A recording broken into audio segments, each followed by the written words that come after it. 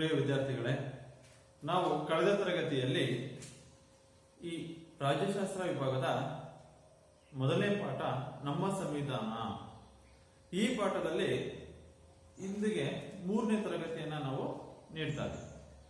ಮೊದಲನೇ ತರಗತಿಯಲ್ಲಿ ಸಂವಿಧಾನ ಅಂದ್ರೆ ಏನು, ರಚನೆ ಮತ್ತು ಸಂವಿಧಾನದ ರಚನಾ ಸಭೆ ಅಧ್ಯಕ್ಷರು ಮತ್ತು ಸದಸ್ಯರ ಬಗ್ಗೆ ತಿಳ್ಕೊಂಡಿದ್ದು. ನಂತರ 2ನೇ ತರಗತಿಯಲ್ಲಿ ಸಂವಿಧಾನದ ಲಕ್ಷಣಗಳು, ಸಂವಿಧಾನದ ಪ್ರಮುಖ ಗುಣಲಕ್ಷಣಗಳು ಮತ್ತು ಆ ಗುಣಲಕ್ಷಣಗಳಲ್ಲಿ ಒಂದಾದಂತಹ ಮೂಲಭೂತ ಕರ್ತವ್ಯಗಳು, ಪ್ರತಿಯೊಬ್ಬ ವ್ಯಕ್ತಿಯು ಸಹ ನಿರ್ವಹಿಸಬೇಕಾದಂತಹ ಮೂಲಭೂತ ಕರ್ತವ್ಯಗಳ ಬಗ್ಗೆ ನಾವು ತಿಳ್ಕೊಂಡಿದ್ದು. ಹಾಗಾದ್ರೆ ನಾವು ಇಂದಿನ ತರಗತಿಯಲ್ಲಿ ಸಂವಿಧಾನದ ಪ್ರಮುಖ ಗುಣಲಕ್ಷಣಗಳಲ್ಲಿ ಒಂದಾದಂತಹ ಮೂಲಭೂತ ಹಕ್ಕುಗಳ ಬಗ್ಗೆ ತಿಳ್ಕೊಳ್ಳೋಣ. ಏನಾಗಾದ್ರೆ ಮೂಲಭೂತ ಹಕ್ಕುಗಳು ಅಂದ್ರೆ, ಮೂಲಭೂತ ಹಕ್ಕುಗಳು ಅಂತಂದ್ರೆ ಸಂವಿಧಾನ ಅಂದ್ರೆ ವ್ಯಕ್ತಿಯ ಸರ್ವತೋಮುಖ ಅಭಿವೃದ್ಧಿಗೆ, ಪ್ರತಿಯೊಬ್ಬ ವ್ಯಕ್ತಿಯ ಸರ್ವತೋಮುಖ ಅಭಿವೃದ್ಧಿಗೆ, ತನ್ನ ವ್ಯಕ್ತಿತ್ವವನ್ನ ರೂಪಿಸಿಕೊಳ್ಳೋದಕ್ಕೆ ಸಂವಿಧಾನದಿಂದ ರಚಿಸಲ್ಪಟ್ಟಂತಹ ಹಕ್ಕುಗಳು, ಇವನ್ನ ಮೂಲಭೂತ ಹಕ್ಕುಗಳು. ಪ್ರತಿಯೊಬ್ಬ ದೇಶದ ಪ್ರತಿಯೊಬ್ಬ ಜನರಿಗೆ ಸಂವಿಧಾನ ನೀಡಿರುವಂತಹ ಹಕ್ಕುಗಳೇ ಮೂಲಭೂತ ಹಕ್ಕುಗಳು. ಪ್ರತಿಯೊಬ್ಬರಿಗೂ ಸಹ ಹಕ್ಕುಗಳನ್ನು ಅಂದ್ರೆ ಪ್ರತಿಯೊಬ್ಬರಿಗೂ ಸಹ ಸಂವಿಧಾನ ಈ ಒಟ್ಟು ಪ್ರಾರಂಭದಲ್ಲಿ ಈ ಮೂಲಭೂತ ಹಕ್ಕುಗಳು 7 ಮೂಲಭೂತ ಹಕ್ಕುಗಳು, ಸಂವಿಧಾನದ 3ನೇ ಭಾಗದಲ್ಲಿ 7 ಮೂಲಭೂತ ಹಕ್ಕುಗಳಿದ್ದು, ನಂತರ 44ನೇ ತಿದ್ದುಪಡಿಯಿಂದಾಗಿ ಒಂದು ಹಕ್ಕು ಆಸ್ತಿಯ ಹಕ್ಕು. ಈ ಆಸ್ತಿಯ ಹಕ್ಕನ್ನೇ ಮಾಡ್ತಾರೆ, ರದ್ದುಪಡಿಸ್ತಾರೆ. ಈ ಆಸ್ತಿಯ ಹಕ್ಕನ್ನ ರದ್ದುಪಡಿಸಿದ್ರಿಂದ ಈಗ ಒಟ್ಟು ಮೂಲಭೂತ ಹಕ್ಕುಗಳು 6 ಮೂಲಭೂತ ಹಕ್ಕುಗಳಿವೆ. ಪ್ರಾರಂಭದಲ್ಲಿ 7 ಮೂಲಭೂತ ಹಕ್ಕುಗಳಿದ್ದು, ಆದ್ರೆ 44ನೇ ತಿದ್ದುಪಡಿಯಿಂದಾಗಿ ಆಸ್ತಿಯ ಹಕ್ಕನ್ನೇ ಮಾಡ್ತಾರೆ, ರದ್ದುಪಡಿಸ್ತಾರೆ. ಈ ಆಸ್ತಿಯ ಹಕ್ಕನ್ನ ರದ್ದುಪಡಿಸಿದ್ರಿಂದ ಈಗ 6 ಮೂಲಭೂತ ಹಕ್ಕುಗಳಿವೆ. ಮೂಲಭೂತ ಹಕ್ಕುಗಳಂದ್ರೆ ದೇಶದ ಪ್ರತಿಯೊಬ್ಬ ಜನರಿಗೂ ಸಂವಿಧಾನ ನೀಡಿರುವ ಹಕ್ಕುಗಳೇ ಮೂಲಭೂತ ಹಕ್ಕುಗಳು. ವ್ಯಕ್ತಿಯ ಸರ್ವತೋಮುಖ ಅಭಿವೃದ್ಧಿಗೆ ಸಂವಿಧಾನದಿಂದ ರಚಿಸಲ್ಪಟ್ಟ ಹಕ್ಕುಗಳು ಮೂಲಭೂತ ಹಕ್ಕುಗಳು. ಈ ಮೂಲಭೂತ ಹಕ್ಕುಗಳು ಸಮಾಜದಲ್ಲಿ ಮಾನವನು ತಮ್ಮ ನಾಗರಿಕ ಜೀವನವನ್ನು ನಡೆಸಬೇಕು ಅಂದ್ರೆ ಸಮಾಜದಲ್ಲಿ ಪ್ರತಿಯೊಬ್ಬ ವ್ಯಕ್ತಿ ತನ್ನ ಒಂದು ನಾಗರಿಕ ಜೀವನ ನಡೆಸಬೇಕು.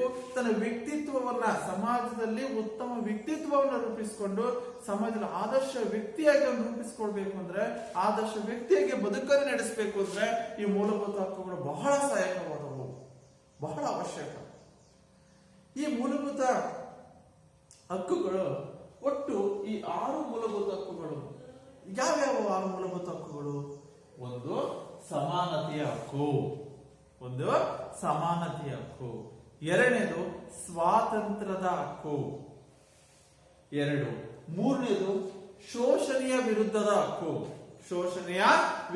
ಹಕ್ಕು, ನಾಲ್ಕನೇದು ಧಾರ್ಮಿಕ ಸ್ವಾತಂತ್ರ್ಯದ ಹಕ್ಕು, 5 ಸಾಂಸ್ಕೃತಿಕ ಮತ್ತು ವಿದ್ಯಾಭ್ಯಾಸದ ಹಕ್ಕು, 6ನೇದು ಸಂವಿಧಾನದ ಪರಿಹಾರದ ಹಕ್ಕು. ಅರ್ಥ ಆಗ್ತಿದೆಯಾ? ಫಸ್ಟ್ ಈ ಸಂವಿಧಾನದಲ್ಲಿರುವಂತಹ ನಮ್ಮ ಮೂಲಭೂತ ಹಕ್ಕುಗಳಿರುವಂತಹ 6 ಮೂಲಭೂತ ಹಕ್ಕುಗಳಲ್ಲಿ ಮೊದಲನೇದಾಗಿ ಸಮಾನತೆಯ ಹಕ್ಕು. ಈ ಸಮಾನತೆ ಹಕ್ಕು ಏನ್ ಹೇಳುತ್ತೆ? ಸಮಾನತೆ ಹಕ್ಕು ಸಂವಿಧಾನದ 14ರಿಂದ 18ನೇ ವಿಧಿ ಈ ಸಮಾನತೆಯ ಹಕ್ಕು ಬಗ್ಗೆ ಹೇಳುತ್ತೆ. 14ರಿಂದ 18ನೇ ವಿಧಿ ಸಮಾನತೆಯ ಹಕ್ಕಿನ ಬಗ್ಗೆ ನಮಗೆ ಮಾಹಿತಿಯನ್ನು ತಿಳಿಸಿಕೊಡುತ್ತೆ. ಏನು? ಶಾಸನಾತ್ಮಕವಾಗಿ ಮತ್ತು ಸಾಮಾಜಿಕವಾಗಿ, ಆರ್ಥಿಕವಾಗಿ ಕಾನೂನಿನ ಮುಂದೆ ಎಲ್ಲರೂ ಸಮಾನರು. ನಮ್ಮ ಸಂವಿಧಾನದ 14ನೇ ವಿಧಿ ಏನ್ ಹೇಳುತ್ತೆ?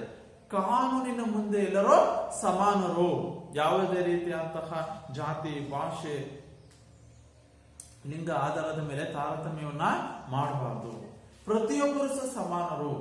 ಯಾರು ಶ್ರೀಮಂತನಾಗಿರ್ಬೋದು, ಇವರು ಬಡವರಾಗಿದ್ದಾರೆ ಅಂತೇಳಿ ಶ್ರೀಮಂತರಿಗೆ ಒಂದು ಕಾನೂನು, ಬಡವರಿಗೆ ಒಂದು ಕಾನೂನು ಹಂಗಂತಲ್ಲ. ನಾನ್ ತಪ್ಪು ಮಾಡಿದೆ ಅಂದ್ರೆ ನನಗೇನ್ ಶಿಕ್ಷೆ ನೀಡ್ತಾರೋ ನೀವೇನ್ ತಪ್ಪು ಮಾಡಿದ್ರೆ ನಿಮ್ಗೂ ಅದೇ ಶಿಕ್ಷೆ ನೀಡ್ತಾರೆ. ಅರ್ಥ ಆಗ್ತಿದೆ ಹೇಳಿದ್ದು. ನಾನ್ ತಪ್ಪು ಮಾಡಿದ್ದೀನಿ, ನಾನೊಬ್ಬ ಶ್ರೀಮಂತ ಅಂತೇಳಿ ನನ್ನನ್ನು ಕರ್ಕೊಂಡೋಗಿ ಯಾವುದೇ ರೀತಿ ಕಡಿಮೆ ಶಿಕ್ಷೆ ಕೊಡೋದು, ಅಥವಾ ನನ್ನನ್ನ ಶಿಕ್ಷೆನೇ ನನ್ನನ್ನು ಯಾವುದೇ ಕಾನೂನು ನನಗೆ ಏನೂ ಸಹ ಮಾಡಕ್ಕಾಗದೆ ನನ್ನನ್ನು ಹಾಗೆ ಫ್ರೀಯಾಗಿ ಬಿಡೋದು, ಅಥವಾ ನಿಮ್ಮ ಮೇಲೆ ಶಿಸ್ತು ಕ್ರಮ ಕೈಗೊಳ್ಳೋದು, ಶಿಕ್ಷೆ ನೀಡೋದು, ಈ ರೀತಿ ಅಲ್ಲ. ಈ ಸಂವಿಧಾನದ 14ನೇ ವಿಧಿ ಏನ್ ಹೇಳುತ್ತಪ್ಪ ಅಂದ್ರೆ, ಕಾನೂನಿನ ಮುಂದೆ ಎಲ್ಲರೂ ಸಮಾನರು. ಏನು? ಆರ್ಥಿಕವಾಗಿರ್ಬೋದು, ಸಾಮಾಜಿಕವಾಗಿ, ಶಾಸನಾತ್ಮಕವಾಗಿ ಕಾನೂನು ಮುಂದೆಲ್ಲರೂ ಸಮಾನರು. ಕಾನೂನಿಗಿಂತ ಯಾರೂ ಶ್ರೇಷ್ಠರಲ್ಲ. ಕಾನೂನಿಗಿಂತ ಯಾರೋ ಶ್ರೇಷ್ಠರಲ್ಲ. ಉದ್ಯೋಗನ ಸೇರ್ಬೇಕು ಅಂತ ಪ್ರತಿಯೊಬ್ಬರಿಗೂ ಸಮಾನ ಅವಕಾಶವನ್ನ ಕಲ್ಪಿಸಿಕೊಡ್ಬೇಕು. ಯಾವುದೇ ರೀತಿಯಾದ ಭಾಷೆಯನ್ನ ತಾರತಮ್ಯವನ್ನ ಮಾಡಬಹುದು. ಎಲ್ಲರಿಗೂ ಮುಕ್ತ ಸಮಾನ ಅವಕಾಶವನ್ನ ಕಲ್ಪಿಸಿಕೊಡ್ಬೇಕು ಅಂತೇಳಿ ಈ ನಮ್ಮ ಸಮಾನತೆಯ ಹಕ್ಕು ಹೇಳುತ್ತೆ. 14ರಿಂದ 18ನೇ ವಿಧಿ ಸಮಾನತೆ ಹಕ್ಕಿನ ಬಗ್ಗೆ ತಿಳಿಸುತ್ತೆ. ಈ ಸಮಾನತೆ ಹಕ್ಕು ಕಾನೂನು ಮುಂದೆ ಸಮಾನರು, ಯಾವುದೇ ರೀತಿಯಾದ ಒಂದು ತಾರತಮ್ಯವನ್ನ ಮಾಡಬಾರದು ಅಂತ ಈ ಸಮಾನತೆ ಹಕ್ಕು. ನೆಕ್ಸ್ಟ್ ಎರಡನೇದು ಸ್ವಾತಂತ್ರ್ಯದ ಹಕ್ಕು. ಸ್ವಾತಂತ್ರ್ಯ ಹೇಳಿದ್ರು 1947 ಆಗಸ್ಟ್ 15ರಂದು ನಮಗೆ ದೇಶ ಬ್ರಿಟಿಷರಿಂದ ಮುಕ್ತಿಯನ್ನ ಪಡೆದುಕೊಂಡು ನಾವು ಸ್ವಾತಂತ್ರ್ಯವನ್ನು ಪಡಿತೀವಿ. ವಿದ್ಯಾರ್ಥಿಗಳಿಗೆ ಗೊತ್ತಿದೆಯಲ್ವ ನಿಮಗೆ? ಸ್ವಾತಂತ್ರ್ಯವನ್ನ ಪಡಿತೀವಿ. ಆದ್ರೆ ಈ ಸ್ವಾತಂತ್ರ್ಯ, ನಮ್ಮ ಸಂವಿಧಾನ ನೀಡುವಂತ ಸ್ವಾತಂತ್ರ್ಯದ ಹಕ್ಕು ನಮ್ಗೆ ಏನ್ ಹಕ್ಕು ನೀಡಿದೆ ಅಂದ್ರೆ, ಪ್ರತಿಯೊಬ್ಬರಿಗೂ ಸಹ ವಾಕ್ ಸ್ವಾತಂತ್ರ್ಯ, ತನ್ನ ಅಭಿಪ್ರಾಯಗಳನ್ನ, ತಮ್ಮ ವಿಚಾರಗಳನ್ನ, ತಮ್ಮ ವಿಷಯಗಳನ್ನ ಮುಕ್ತವಾಗಿ ವ್ಯಕ್ತಪಡಿಸುವಂತಹ ಸ್ವಾತಂತ್ರ್ಯ ನೀಡಿದೆ.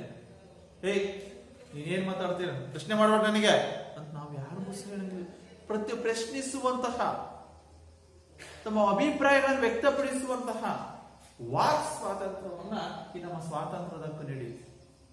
ನಾವ್ ಯಾರನ್ನು ಸಹ ಪ್ರಶ್ನಿಸಬೇಡ ಅಂತ, ಮಾತಾಡಬೇಡ ಅಂತ, ತಮ್ಮ ಅಭಿಪ್ರಾಯವನ್ನ ಹೇಳ್ಬೇಡ ಅಂತ ಹೇಳೋದಿಲ್ಲ.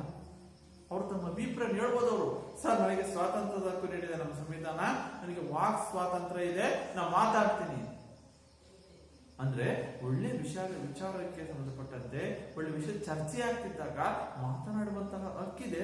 ಅದು ಸ್ವಾತಂತ್ರ್ಯದ ಹಕ್ಕಿನ ಪ್ರಕಾರ. ಅರ್ಥ ಆಗ್ತಿದೆಯಾ?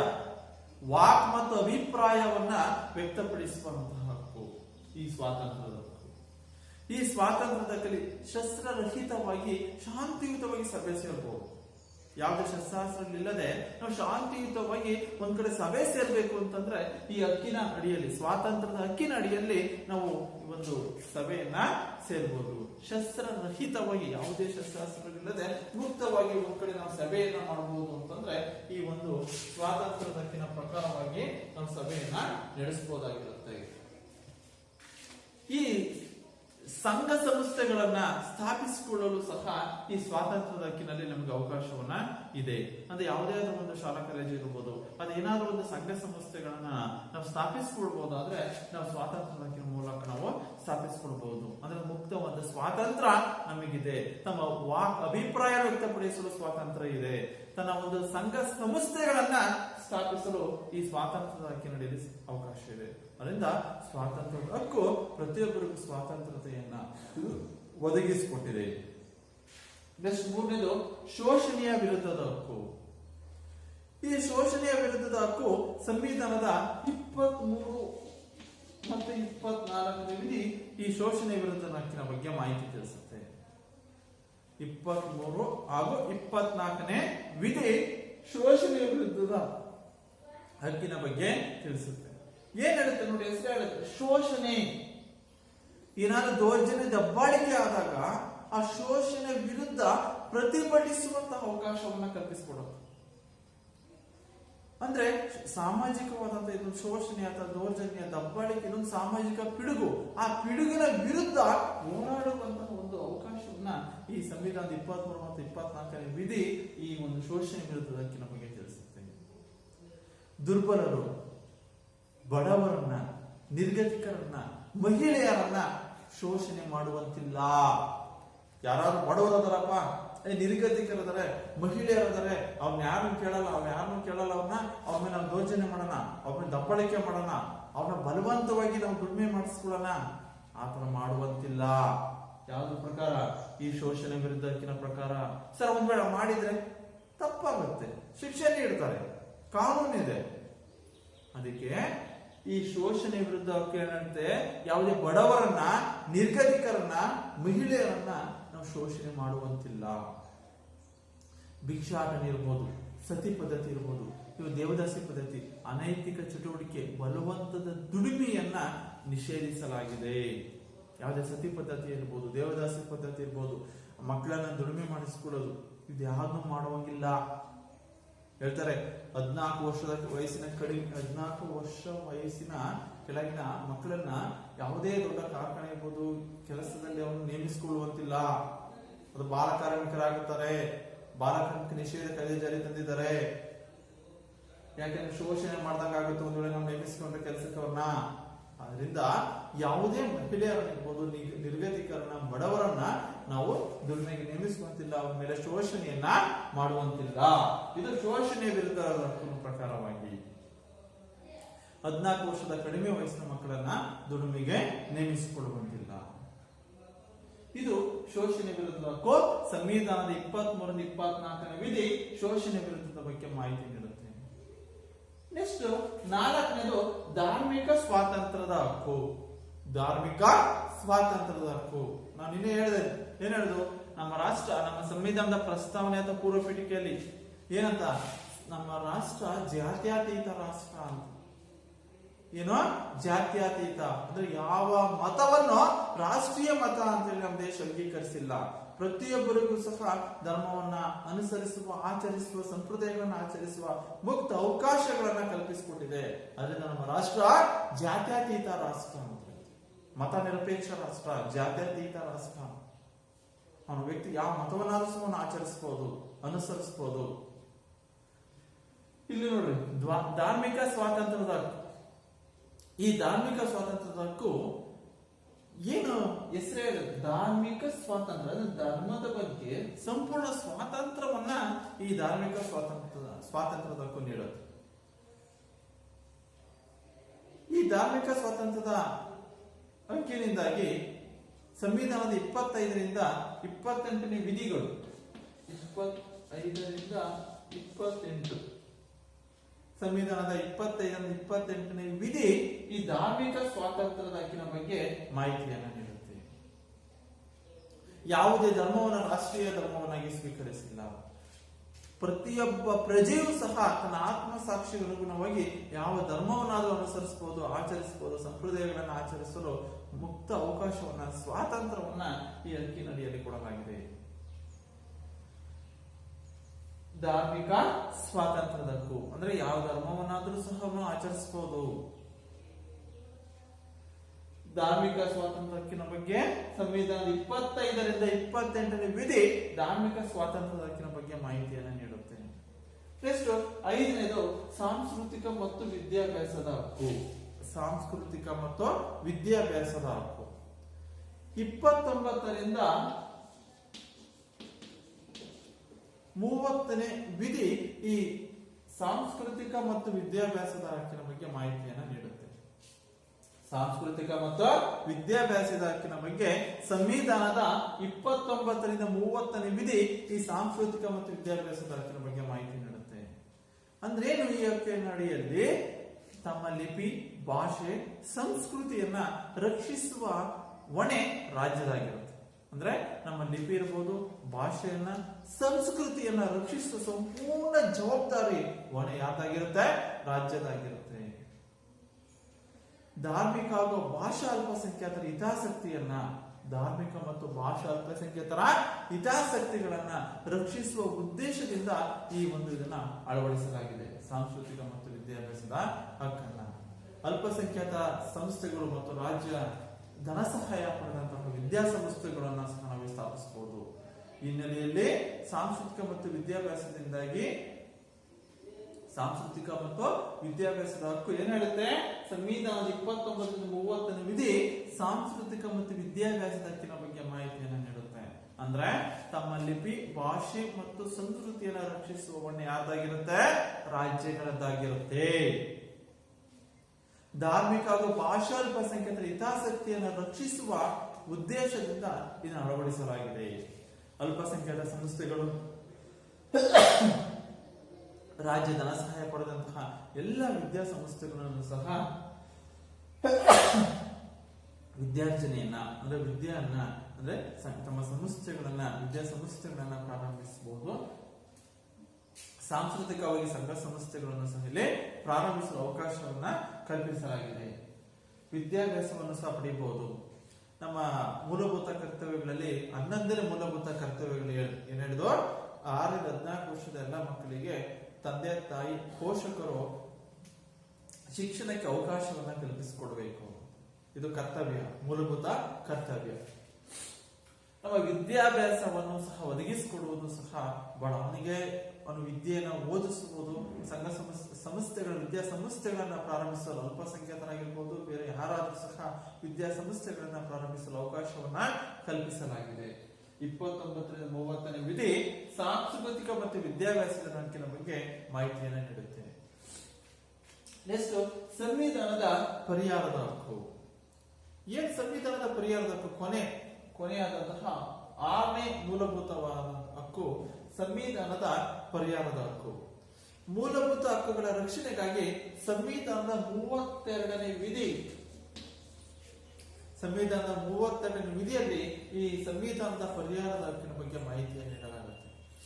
ಡಾಕ್ಟರ್ BR ಅಂಬೇಡ್ಕರ್ ಅವರು ಈ ಸಂವಿಧಾನದ ಪರಿಹಾರದ ಹಕ್ಕನ್ನ ಏನ್ ಕರೀತಾರೆ ಅಂದ್ರೆ ಸಂವಿಧಾನದ ಹೃದಯ ಆತ್ಮ ಅಂತ ಕರೀತಾರೆ ಈ ಹಕ್ಕನ್ನ. ಸಂವಿಧಾನದ 32ನೇ ವಿಧಿ ಸಂವಿಧಾನದ ಪರಿಹಾರದ ಹಕ್ಕಿನ ಬಗ್ಗೆ ಮಾಹಿತಿ ನೀಡುತ್ತೆ. ಈ ಸಂವಿಧಾನದ ಪರಿಹಾರದ ಹಕ್ಕನ್ನ ನಮ್ಮ ಡಾಕ್ಟರ್ BR ಅಂಬೇಡ್ಕರ್ ಅವನೇ ಕರಿತೀವಿ ಸಂವಿಧಾನ ಶಿಲ್ಪಿ. ವೆರಿ ಗುಡ್, ಸಂವಿಧಾನ ಶಿಲ್ಪಿ. ಆ ಸಂವಿಧಾನ ಶಿಲ್ಪಿ ಡಾಕ್ಟರ್ BR ಅಂಬೇಡ್ಕರ್ ಈ ಸಂವಿಧಾನದ ಪರಿಹಾರದ ಹಕ್ಕನ್ನ ಏನ್ ಹೇಳ್ತಾರಪ್ಪ ಅಂದ್ರೆ, ಇದು ಸಂವಿಧಾನದ ಆತ್ಮ ಮತ್ತು ಹೃದಯ. ಈ ಹಕ್ಕು ಸಂವಿಧಾನದ ಆತ್ಮ ಮತ್ತು ಹೃದಯ ಅಂತ ಕರೀತಾರೆ. ಯಾಕೆಂದ್ರೆ ಯಾವುದೇ ವ್ಯಕ್ತಿ ಕೇಂದ್ರ ಅಥವಾ ರಾಜ್ಯ ಸರ್ಕಾರದಿಂದ ಮೂಲಭೂತ ಹಕ್ಕುಗಳಿಗೆ ಧಕ್ಕೆ ಉಂಟಾದರೆ, ಮೂಲಭೂತ ಹಕ್ಕುಗಳಿಗೆ ಚ್ಯುತಿ ಉಂಟಾದರೆ, ಈ ಮೂಲಭೂತ ಹಕ್ಕುಗಳು ಉಲ್ಲಂಘನೆ ಆದರೆ ಅವನಿಗೆ ರಕ್ಷಣೆ ಕೊಡೋರು ಯಾರು? ಕೇಂದ್ರ ಅಥವಾ ರಾಜ್ಯ ಸರ್ಕಾರದಿಂದ ಅವನಿಗೆ ಏನಾದ್ರು ಧಕ್ಕೆ ಉಂಟಾದ್ರೆ ಅವನಿಗೆ ರಕ್ಷಣೆ ಕೊಡೋರು ಯಾರು? ಆ ಪ್ರಜೆಗೆ, ಆ ವ್ಯಕ್ತಿಗೆ ರಕ್ಷಣೆ ಕೊಡೋರು ಯಾರು? Supreme court. ಸುಪ್ರೀಂ ಕೋರ್ಟ್ ಅವನು ಸುಪ್ರೀಂ ಕೋರ್ಟ್ಗೆ ಅರ್ಜಿಯನ್ನು ಸಲ್ಲಿಸಿ ರಕ್ಷಣೆಯನ್ನು ಪಡೆದುಕೊಳ್ಳಬಹುದು. ಆದ್ರಿಂದ ಸುಪ್ರೀಂ ಕೋರ್ಟ್ ಅನ್ನ ಮೂಲಭೂತ ಹಕ್ಕುಗಳ ರಕ್ಷಕ ಅಂತ ಕರೀತಾರೆ. ಸುಪ್ರೀಂ ಕೋರ್ಟ್ ಏನ್ ಕರೀತಾರೆ ಅಂದ್ರೆ ಮೂಲಭೂತ ಹಕ್ಕುಗಳ ರಕ್ಷಕ ಅಂತೇಳಿ ಸುಪ್ರೀಂ ಕೋರ್ಟ್ ನ ಕರೀತಾರೆ. ಯಾಕೆಂದ್ರೆ ಈ ಮೂಲಭೂತ ಹಕ್ಕುಗಳ ಒಬ್ಬ ಪ್ರಜೆಯ ವ್ಯಕ್ತಿಯ ಮೂಲಭೂತ ಹಕ್ಕುಗಳ ಉಲ್ಲಂಘನೆ ಆದ್ರೆ ಅಥವಾ ಹಕ್ಕುಗಳಿಗೆ ಧಕ್ಕೆ ಉಂಟಾದ್ರೆ ಅವನು ಸುಪ್ರೀಂ ಕೋರ್ಟ್ಗೆ ಅರ್ಜಿ ಸಲ್ಲಿಸಿ ನ್ಯಾಯವನ್ನು ಪಡೆದುಕೊಳ್ಳಬಹುದು. ಆದ್ರಿಂದ ಸುಪ್ರೀಂ ಕೋರ್ಟ್ ಅನ್ನ ಮೂಲಭೂತ ಹಕ್ಕುಗಳ ರಕ್ಷಕ ಅಂತ ಕರೀತಾರೆ. ಸರ್ವೋಚ್ಚ ನ್ಯಾಯಾಲಯ ಈ ಮೂಲಭೂತ ಹಕ್ಕುಗಳಿಗೆ ಸಂಪೂರ್ಣವಾದ ರಕ್ಷಣೆಯನ್ನ ಇದು ಒದಗಿಸಿಕೊಡುತ್ತೆ. ಹೀಗೆ ವಿವಿಧ ರೀತಿಯಾದಂತಹ ಅರ್ಜಿಗಳನ್ನ ಸಲ್ಲಿಸಿ ಅವನು ತನ್ನ ರಕ್ಷಣೆಯನ್ನ ಪಡೆದುಕೊಳ್ಬಹುದು. ಅಂದ್ರೆ ಯಾವುದೊಬ್ಬ ವ್ಯಕ್ತಿ ತನ್ನ ಪ್ರಜೆ ತನ್ನ ಹಕ್ಕುಗಳಿಗೆ ಚ್ಯುತಿ ಉಂಟಾಗಿದ್ರೆ, ಧಕ್ಕೆ ಉಂಟಾಗಿದೆ ಅಂತ ಹೇಳಿ ಅವನು ತನ್ನ ಅರ್ಜಿಯನ್ನ ಸಲ್ಲಿಸಬಹುದು. ವಿವಿಧ ರೀತಿಯ ರಿಟ್ ಅಂತ ಕರೀತೀವಿ. ವಿವಿಧ ರೀತಿ ರಿಟ್ಗಳನ್ನು ಸಲ್ಲಿಸಿ ಅವನು ತನಗೆ ರಕ್ಷಣೆಯನ್ನು ಪಡೆದುಕೊಳ್ಬಹುದು. ಯಾವ್ಯಾವ ರಿಟ್ಗಳನ್ನ ಸಲ್ಲಿಸ್ತಾನೆ ಅಂದ್ರೆ ನೆಕ್ಸ್ಟ್ ತಿಳ್ಕೊಳ್ಳೋಣ. ಈಗ ನಾವು ಈಗ ಏನ್ ತಿಳ್ಕೊಂಡ್ವಪ್ಪ ಅಂತಂದ್ರೆ ಮೂಲಭೂತ ಹಕ್ಕುಗಳು ಅಂದ್ರೆ ಸಂವಿಧಾನ ಪ್ರತಿಯೊಬ್ಬ ದೇಶದ ಜನರಿಗೆ ನೀಡಿರುವ ಹಕ್ಕುಗಳನ್ನೇ ಮೂಲಭೂತ ಹಕ್ಕುಗಳು. ವ್ಯಕ್ತಿಯ ಸರ್ವತೋಮುಖ ಅಭಿವೃದ್ಧಿಗಾಗಿ ಸಂವಿಧಾನದಿಂದ ರಚಿಸಲ್ಪಟ್ಟ ಹಕ್ಕುಗಳು ಮೂಲಭೂತ ಹಕ್ಕುಗಳು. ಪ್ರಾರಂಭದಲ್ಲಿ ಸಂವಿಧಾನದ 3ನೇ ಭಾಗದ 7 ಮೂಲಭೂತ ಹಕ್ಕುಗಳಿದ್ದು, ನಂತರ 44ನೇ ತಿದ್ದುಪಡಿಯಿಂದಾಗಿ ಆಸ್ತಿ ಹಕ್ಕನ್ನು ರದ್ದುಪಡಿಸಿ ಈಗ ಇರೋದು ಮೂಲಭೂತ ಹಕ್ಕುಗಳು 6 ಮೂಲಭೂತ ಹಕ್ಕುಗಳಿವೆ. ಆ 6 ಮೂಲಭೂತ ಹಕ್ಕುಗಳು: ಒಂದು ಸಮಾನತೆಯ ಹಕ್ಕು, 2ನೇದು ಸ್ವಾತಂತ್ರ್ಯದ ಹಕ್ಕು, 3ನೇದು ಧಾರ್ಮಿಕ ಸ್ವಾತಂತ್ರ್ಯದ ಹಕ್ಕು, 4ನೇದು ಸಾಂಸ್ಕೃತಿಕ ಮತ್ತು ವಿದ್ಯಾಭ್ಯಾಸದ ಹಕ್ಕು, ಧಾರ್ಮಿಕ ಸ್ವಾತಂತ್ರ್ಯದ ಹಕ್ಕು, ಶೋಷಣೆಯ ವಿರುದ್ಧದ ಹಕ್ಕು, ಸಂವಿಧಾನದ ಪರಿಹಾರದ ಹಕ್ಕು. ಸಂವಿಧಾನದ ಪರಿಹಾರದ ಹಕ್ಕು ಅಂತೇಳಿ ಒಟ್ಟು 6 ಮೂಲಭೂತ ಹಕ್ಕುಗಳಿವೆ. ಮೊದಲನೇ ಹಕ್ಕು ಸಮಾನತೆ ಹಕ್ಕು. 14ರಿಂದ 18ನೇ ವಿಧಿ ಸಮಾನತೆ ಹಕ್ಕಿನ ಬಗ್ಗೆ ಮಾಹಿತಿ ತಿಳಿಸುತ್ತೆ. 14ನೇ ವಿಧಿ ಏನ್ ಹೇಳುತ್ತೆ? ಕಾನೂನಿನ ಮುಂದೆ ಎಲ್ಲರೂ ಸಮಾನರು. ಯಾವುದೇ ವ್ಯಕ್ತಿ ತಪ್ಪು ಮಾಡಿದ ಅಂತಂದ್ರೆ ಅವನಿಗೆ ಕಾನೂನು ಅವನಿಗೆ ಶಿಕ್ಷೆ ನೀಡುತ್ತೆ. ಅವನು ಶ್ರೀಮಂತರಾಗಿರ್ಬೋದು, ಬಡವರಾಗಿರ್ಬೋದು, ಯಾವುದೇ ಜಾತಿ, ಭಾಷೆ, ಧರ್ಮ ಯಾವುದೇ ತಾರತಮ್ಯ ಇಲ್ಲದೆ ಪ್ರತಿಯೊಬ್ಬರಿಗೂ ಸಮಾನ ಅವಕಾಶವನ್ನು ಕಲ್ಪಿಸಿಕೊಡ್ಬೇಕು ಅನ್ನೋದು ಈ ಸಮಾನತೆ ಹಕ್ಕು ಹೇಳುತ್ತೆ. ಸ್ವಾತಂತ್ರ್ಯದ ಹಕ್ಕು ಏನ್ ಹೇಳುತ್ತೆ? ಅವನಿಗೆ ಸಂಪೂರ್ಣವಾದ ವಾಕ್ ಸ್ವಾತಂತ್ರ್ಯವನ್ನ, ಅಭಿಪ್ರಾಯವನ್ನ ವ್ಯಕ್ತಪಡಿಸುವಂತ ಸ್ವಾತಂತ್ರ್ಯವನ್ನ ಈ ಸ್ವಾತಂತ್ರ್ಯದ ಹಕ್ಕು ನೀಡುತ್ತೆ. ಅವನು ಎಲ್ಲಿ ಬೇಕಾದ್ರೂ ಸಂಚರಿಸಬಹುದು, ಯಾವ ಪ್ರದೇಶಕ್ಕಾದ್ರೂ ಹೋಗ್ಬೋದು. ಅಂದ್ರೆ ಅವನ ದೇಶದ ಒಳಗಡೆ ಮುಕ್ತವಾಗಿ ಸಂಚರಿಸಲು, ವಾಸಿಸಲು, ಯಾವ ಪ್ರದೇಶದಲ್ಲಾದ್ರೂ ಸಹ ವಾಸಿಸಲು ಅವನ ಸಂಪೂರ್ಣ ಸ್ವಾತಂತ್ರ್ಯವನ್ನ ಈ ಸ್ವಾತಂತ್ರ್ಯದ ಹಕ್ಕು ಹೇಳುತ್ತೆ. ಮೂರನೇದು ಶೋಷಣೆ ವಿರುದ್ಧದ ಹಕ್ಕು. ಯಾವುದೇ ಬಡವರನ್ನ, ಮಹಿಳೆಯರನ್ನ, ನಿರ್ಗತಿಕರನ್ನ ನಾವು ಶೋಷಣೆ ಮಾಡುವಂತಿಲ್ಲ. ಸಂವಿಧಾನದ 23ರಿಂದ 24ನೇ ವಿಧಿ ಶೋಷಣೆ ವಿರುದ್ಧದ ಹಕ್ಕಿನ ಬಗ್ಗೆ ಮಾಹಿತಿ ತಿಳಿಸುತ್ತೆ. 14 ವರ್ಷ ವಯಸ್ಸಿನ ಕಡಿಮೆ ವಯಸ್ಸಿನ ಮಕ್ಕಳನ್ನ ದುಡಿಮೆಗೆ ನೇಮಿಸಿಕೊಳ್ಳುವಂತಿಲ್ಲ. ಇದು ಶೋಷಣೆ ವಿರುದ್ಧದ ಹಕ್ಕು ಹೇಳೋದು. ಎಷ್ಟು ಧಾರ್ಮಿಕ ಸ್ವಾತಂತ್ರ್ಯದ ಹಕ್ಕು. ನಮ್ಮ ರಾಷ್ಟ್ರ ಯಾವ ಮತವನ್ನು ಸಹ ರಾಷ್ಟ್ರೀಯ ಮತ ಅಂತ ಅಂಗೀಕರಿಸಿಲ್ಲ. ಎಲ್ಲ ಮತದ ಯಾವ ಒಬ್ಬ ವ್ಯಕ್ತಿ ಯಾವ ಮತವನ್ನು ಸಹ ಆಚರಿಸುವಂತಹ ಸಂಪ್ರದಾಯಗಳನ್ನು ಅನುಸರಿಸಲು ಮುಕ್ತ ಅವಕಾಶವನ್ನು ಕಲ್ಪಿಸಿಕೊಡಲಾಗಿದೆ. ಅದರಿಂದ ಈ ಧಾರ್ಮಿಕ ಸ್ವಾತಂತ್ರ್ಯದ ಹಕ್ಕು ಸಂವಿಧಾನದ 25ರಿಂದ 28ನೇ ವಿಧಿ ಧಾರ್ಮಿಕ ಸ್ವಾತಂತ್ರ್ಯದ ಹಕ್ಕಿನ ಬಗ್ಗೆ ಮಾಹಿತಿ ನೀಡುತ್ತೆ. ಇನ್ನ ಸಾಂಸ್ಕೃತಿಕ ಮತ್ತು ವಿದ್ಯಾಭ್ಯಾಸದ ಹಕ್ಕು ಸಂವಿಧಾನ 29ರಿಂದ 30ನೇ ವಿಧಿ ಈ ಸಾಂಸ್ಕೃತಿಕ ಮತ್ತು ವಿದ್ಯಾಭ್ಯಾಸದ ಹಕ್ಕಿನ ಬಗ್ಗೆ ಮಾಹಿತಿ ನೀಡುತ್ತೆ. ಅಂದ್ರೆ ಯಾವುದೇ ಒಬ್ಬ ಅಲ್ಪಸಂಖ್ಯಾತರ ಧಾರ್ಮಿಕ ಸಂಸ್ಥೆಯನ್ನು ಸಹ ಪ್ರಾರಂಭಿಸಬಹುದು, ವಿದ್ಯಾಸಂಸ್ಥೆಯನ್ನ ಅವನು ಪ್ರಾರಂಭಿಸಬಹುದು. ತಮ್ಮ ಲಿಪಿ, ಭಾಷೆ, ಸಂಸ್ಕೃತಿಯ ಬಗ್ಗೆ ಸಂಪೂರ್ಣವಾದಂತಹ ಜವಾಬ್ದಾರಿಯನ್ನ ಆಯಾ ರಾಜ್ಯ ಸರ್ಕಾರಗಳು ಹೊಂದಿರ್ತವೆ. ಇನ್ನು ಸಂವಿಧಾನದ ಪರಿಹಾರದ ಹಕ್ಕು. ಈ ಸಂವಿಧಾನದ ಪರಿಹಾರದ ಹಕ್ಕನ್ನ ಸಂವಿಧಾನದ 32ನೇ ವಿಧಿ ಸಂವಿಧಾನದ ಪರಿಹಾರದ ಹಕ್ಕಿನ ಬಗ್ಗೆ ಮಾಹಿತಿ ನೀಡುತ್ತೆ. ಈ ಸಂವಿಧಾನದ ಪರಿಹಾರದ ಹಕ್ಕನ್ನ ನಮ್ಮ ಸಂವಿಧಾನ ಶಿಲ್ಪಿ ಡಾಕ್ಟರ್ BR ಅಂಬೇಡ್ಕರ್ ಏನ್ ಕರೀತಾರೆ ಅಂದ್ರೆ, ಈ ಹಕ್ಕನ್ನ ಸಂವಿಧಾನದ ಹೃದಯ ಮತ್ತು ಆತ್ಮ, ಸಂವಿಧಾನದ ಹೃದಯ ಮತ್ತು ಆತ್ಮ ಅಂತ ಕರೀತಾರೆ. ಯಾಕೆಂದ್ರೆ ಯಾವುದೇ ಒಬ್ಬ ದೇಶದ ಪ್ರಜೆಗೆ ತನ್ನ ಹಕ್ಕಿನ ಬಗ್ಗೆ ಚ್ಯುತಿ ಉಂಟಾದ್ರೆ, ಕೇಂದ್ರ ಮತ್ತು ರಾಜ್ಯ ಸರ್ಕಾರಗಳಿಂದ ಚ್ಯುತಿ ಉಂಟಾದ್ರೆ, ಧಕ್ಕೆ ಉಂಟಾದ್ರೆ ಆಗ ಅವನು ಸುಪ್ರೀಂ ಕೋರ್ಟ್ ನ ಮೊರೆ ಹೋಗಬಹುದು. ಆಗ ಸುಪ್ರೀಂ ಕೋರ್ಟ್ ಆ ಪ್ರಜೆಗೆ, ಆ ವ್ಯಕ್ತಿಗೆ ರಕ್ಷಣೆಯನ್ನ ಒದಗಿಸುತ್ತೆ. ಆದ್ರಿಂದ ಈ ಮೂಲಭೂತ ಹಕ್ಕುಗಳ ರಕ್ಷಕ ಅಂತೇಳಿ ಸುಪ್ರೀಂ ಕೋರ್ಟ್ ನ ಕರೀತಾರೆ. ಸುಪ್ರೀಂ ಕೋರ್ಟ್ ನ ಕರೀತಾರೆ ಮೂಲಭೂತ ಹಕ್ಕುಗಳ ರಕ್ಷಕ. ಹೀಗೆ ಒಟ್ಟು ಪ್ರತಿಯೊಬ್ಬ ಪ್ರಜೆಯೂ ಸಹ ನಮ್ಮ ಸಂವಿಧಾನ ನೀಡಿರುವಂತಹ ಹಕ್ಕುಗಳು ಅಂದ್ರೆ 6 ಮೂಲಭೂತ ಹಕ್ಕುಗಳು. ಅರ್ಥ ಆಯ್ತಾ? ನೀವು ಒಂದು ಹೋಮ್ವರ್ಕ್ ಮಾಡ್ಕೊಂಡ್ಬರ್ಬೇಕು. ಏನ್ ಪ್ರಶ್ನೆ ಅಂತಂದ್ರೆ, ಈ ಸಂವಿಧಾನ ನೀಡಿರುವಂತಹ 6 ಮೂಲಭೂತ ಹಕ್ಕುಗಳ ಬಗ್ಗೆ ನೀವು 6 ಮೂಲಭೂತ ಹಕ್ಕುಗಳನ್ನ ಪಟ್ಟಿ ಮಾಡಿ ಅದರ ಬಗ್ಗೆ ವಿವರಣೆಯನ್ನ ಬರ್ಕೊಂಡ್ಬರ್ಬೇಕು. ಅರ್ಥ ಆಯ್ತಾ?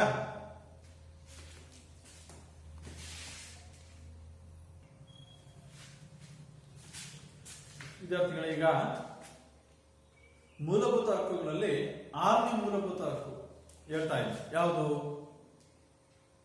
ಸಂವಿಧಾನದ ಪರಿಹಾರದ ಹಕ್ಕು. ಈ ಸಂವಿಧಾನದ ಪರಿಹಾರದ ಹಕ್ಕನ್ನ BR ಅಂಬೇಡ್ಕರ್ ಅವರು ಸಂವಿಧಾನದ ಹೃದಯ ಅಂತ ಕರೀತಾರೆ, ಅದನ್ನ ಆತ್ಮ ಅಂತ ಕರೀತಾರೆ. ಅಲ್ಲಿ ಸಂವಿಧಾನ ಒಂದ್ ವೇಳೆ ಯಾವುದೋ ಒಬ್ಬ ವ್ಯಕ್ತಿ ಅಥವಾ ಪ್ರಜೆಗೆ ಮೂಲಭೂತ ಹಕ್ಕುಗಳ ಚ್ಯುತಿ ಉಂಟಾದ್ರೆ, ಧಕ್ಕೆ ಉಂಟಾದ್ರೆ ಸರ್ವೋಚ್ಚ ನ್ಯಾಯಾಲಯದ ಮೊರೆ ಹೋಗ್ತಾನೆ. ಆಗ ಸರ್ವೋಚ್ಚ ನ್ಯಾಯಾಲಯ ಅವನಿಗೆ ರಕ್ಷಣೆ ನೀಡುತ್ತೆ. ಆ ಸರ್ವೋಚ್ಚ ನ್ಯಾಯಾಲಯದ ಮೊರೆ ಹೋಗ್ಬೇಕಾದ್ರೆ ಅವನಾಗೆ ಹೋಗಿಲ್ಲ, ರಿಟ್ ಗಳನ್ನ ಸಲ್ಲಿಸಬೇಕು, ಅರ್ಜಿಗಳನ್ನ ಸಲ್ಲಿಸಬೇಕು.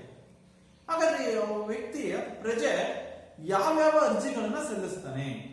ಅವನು ಸಲ್ಲಿಸುವಂತಹ ರಿಟ್ಗಳು ಸರ್ವೋಚ್ಚ ನ್ಯಾಯಾಲಯ ಯಾವ್ಯಾವ ಅಂದಾಗ, ಬಂದಿ ಪ್ರತ್ಯಕ್ಷೀಕರಣ ಅಂದ್ರೆ ನಮ್ಮ ಸುಪ್ರೀಂ ಕೋರ್ಟ್ ಸರ್ವೋಚ್ಚ ನ್ಯಾಯಾಲಯ ಆದೇಶವನ್ನು ಹೊರಡಿಸೋದು. ಯಾವ್ಯಾವ ರೀತಿಯಾದಂತಹ ಆದೇಶಗಳು?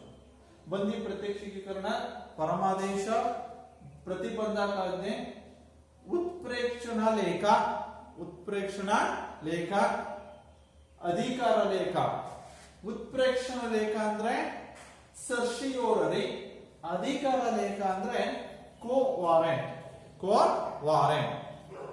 ಈಗ ಫಸ್ಟ್ ಬಂದಿ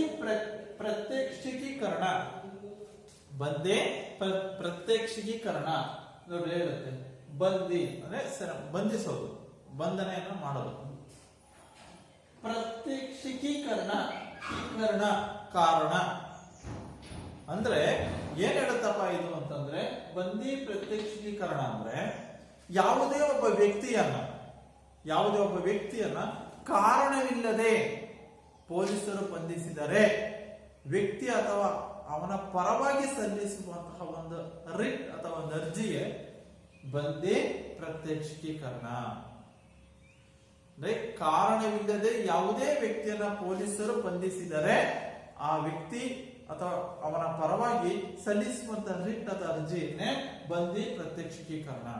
ಅಂದ್ರೆ ಸರ್ವೋಚ್ಚ ನ್ಯಾಯಾಲಯ ಅಥವಾ ಉಚ್ಚ ನ್ಯಾಯಾಲಯಗಳು ಅಕ್ರಮವಾಗಿ ಬಂಧಿತನಾಗಿರುವಂತಹ ವ್ಯಕ್ತಿಯನ್ನ ತನ್ನ ಮುಂದೆ ನಿಗದಿತ ಅವಧಿಯ ಒಳಗಡೆ ಹಾಜರುಪಡಿಸುವಂತೆ ಹೊರಡಿಸುವಂತಹ ಆದೇಶವನ್ನೇ ಬಂದಿ ಪ್ರತ್ಯಕ್ಷೀಕರಣ. ಅಂದ್ರೆ ಯಾವುದೋ ಒಬ್ಬ ವ್ಯಕ್ತಿ ಬಂಧಿತನಾಗಿರ್ತಾನೆ, ಅವನ ಕಾರಣವಿಲ್ಲದೆ ಆಗ ಒಬ್ಬ ವ್ಯಕ್ತಿಯನ್ನೇ ಮಾಡ್ತಾರೆ, ನಿಗದಿತ ಅವಧಿಯೊಳಗೆ ಹಾಜರುಪಡಿಸಬೇಕು ಅಂತೇಳಿ ಸುಪ್ರೀಂ ಕೋರ್ಟ್ ಅಥವಾ ಸರ್ವೋಚ್ಚ ನ್ಯಾಯಾಲಯ ಅಥವಾ ಉಚ್ಚ ನ್ಯಾಯಾಲಯಗಳು ಸರ್ವೋಚ್ಚ ನ್ಯಾಯಾಲಯ ಮತ್ತು ಈ ಉಚ್ಚ ನ್ಯಾಯಾಲಯಗಳು ಹೊರಡಿಸುವಂತಹ ಒಂದು ಆದೇಶ ಬಂದಿ ಪ್ರತ್ಯಕ್ಷೀಕರಣ. ಇನ್ನು ಎರಡನೇದು ಪರಮಾದೇಶ. ಏನು ಪರಮಾದೇಶ ಅಂತಂದ್ರೆ, ಶಾಸಕಾಂಗ ಮತ್ತು ಕಾರ್ಯಾಂಗಗಳು ಅಥವಾ ಶಾಸಕಾಂಗ ಕಾರ್ಯಾಂಗ ಅಥವಾ ಅವುಗಳ ಅಧೀನ ಸಂಸ್ಥೆಗಳು ತನ್ನ ಕಾರ್ಯಗಳನ್ನ ನಿರ್ವಹಿಸದೇ ಇದ್ದಾಗ, ತಮ್ಮ ಕಾರ್ಯಗಳನ್ನ ಏನ್ ಶಾಸಕಾಂಗ ಕಾರ್ಯಗಳು ಅಥವಾ ಅವುಗಳ ಅಧೀನ ಸಂಸ್ಥೆಗಳೇನದವು ಅವುಗಳು ತಮ್ಮ ಕಾರ್ಯಗಳನ್ನು ಸರಿಯಾಗಿ ನಿರ್ವಹಿಸದೇ ಇದ್ದಾಗ ನಿಗದಿತ ಅವಧಿಗೆ ತಮ್ಮ ಕಾರ್ಯಗಳನ್ನು ನಿರ್ವಹಿಸುವಂತೆ ಒಂದು ಸರ್ವೋಚ್ಚ ನ್ಯಾಯಾಲಯ ಅಥವಾ ಉಚ್ಚ ನ್ಯಾಯಾಲಯಗಳು ಹೊರಡಿಸುವಂತಹ ಆದೇಶವೇ ಪರಮಾದೇಶವಾಗಿರುತ್ತೆ. ಅಂದ್ರೆ ಈ ಪರಮಾದೇಶವಂತಂದ್ರೆ ಯಾವುದೇ ಅಧಿಕಾರಿಯೊಬ್ಬ ತಮ್ಮ ಅಧಿಕಾರವನ್ನು ಚಲಾಯಿಸಿ ನಿರಾಕರಿಸಿದಾಗ, ಯಾವುದೋ ಒಬ್ಬ ಅಧಿಕಾರಿ ತನ್ನ ಅಧಿಕಾರವನ್ನು ಚಲಾಯಿಸಲಪ್ಪ ಅಂತ ನಿರಾಕರಿಸಿದಾಗ, ಅದು ಸಾರ್ವಜನಿಕ ಕರ್ತವ್ಯ ಮಾಡಲು ನಿರಾಕರಿಸಿದಾಗ ನ್ಯಾಯಾಲಯದ ಸಂಬಂಧಪಟ್ಟವರಿಗೆ ತಮ್ಮ ಕರ್ತವ್ಯವನ್ನು ನಿರ್ವಹಿಸಲು ಹೊರಡಿಸುವಂತಹ ಆದೇಶವೇ ಪರಮಾದೇಶ. ಅಂದ್ರೆ ನಾವು ವ್ಯಕ್ತಿ ಅಂತ ಹೇಳಿದ್ರೆ, ಇನ್ನೊಂದು ರೀತಿಯಾಗಿ ಹೇಳೋದಾದ್ರೆ ಶಾಸಕಾಂಗ ಮತ್ತು ಕಾರ್ಯಾಂಗಗಳು ತಮ್ಮ ಒಂದು ಕಾರ್ಯಗಳನ್ನ ನಿರ್ವಹಿಸದೇ ಇದ್ದಂತ ಸಂದರ್ಭದಲ್ಲಿ ತಮ್ಮ ಕಾರ್ಯಗಳನ್ನ ನಿರ್ವಹಿಸದೇ ಇದ್ದಾಗ ಆಗ ಹೊರಡಿಸುವಂತಹ ಆದೇಶವೇ ಪರಮಾದೇಶವಾಗಿರುತ್ತೆ. ಇನ್ನ ಮೂರನೆಯದು ಪ್ರತಿಬಂಧಕಾಜ್ಞೆ. ಏನು ಪ್ರತಿಬಂಧಕಾಜ್ಞೆ ಅಂತಂದ್ರೆ,